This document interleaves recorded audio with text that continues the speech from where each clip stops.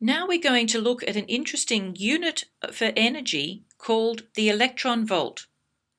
Let's go back to the fact that V is the potential energy per unit of charge. In other words, V equals U over Q naught. That means a potential difference would be the change in energy per unit of charge. Let's look at the energy change when one electron moves through a potential difference. If the potential difference was 1 volt, the energy change will be 1 volt times the charge on an electron, which is 1 volt times 1.6 by 10 to the minus 19 coulombs, which is 1.6 by 10 to the minus 19 joules. You can see that when we're talking about small particles like individual electrons, the energy values are going to be very small. So scientists came up with a smaller unit for energy and called it the electron volt. They decided that if an electron moves through a potential difference of 1 volt, its energy has changed by 1 electron volt, called EV for short. So you can see the conversion.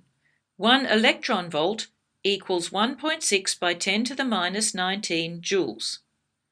Let's do a calculation to illustrate this. Let's start with our two parallel plates. So I'll draw them here and here. And we've got negative on this side, positive on this side, and the voltage in between them is 24 volts. And we have an electron that is going to be moving in this direction. So the question is, what kinetic energy will it gain? Now, the kinetic energy gained will be the potential energy that it has lost,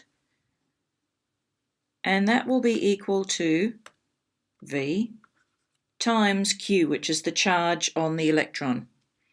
Now, if I'm doing this in joules, then we have 24 times 1.602 by 10 to the minus 19, and that gives us 3.84 by 10 to the minus 18 joules.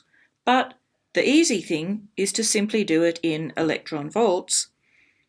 Now, to go from joules to electron volts, either you get your number of joules and you divide by 1.602 by 10 to the minus 19, so charge on an electron, and you get 24 electron volts. But the easiest way to think about it is that you think 1 electron, 24 volts, the amount of energy must be 24 electron volts.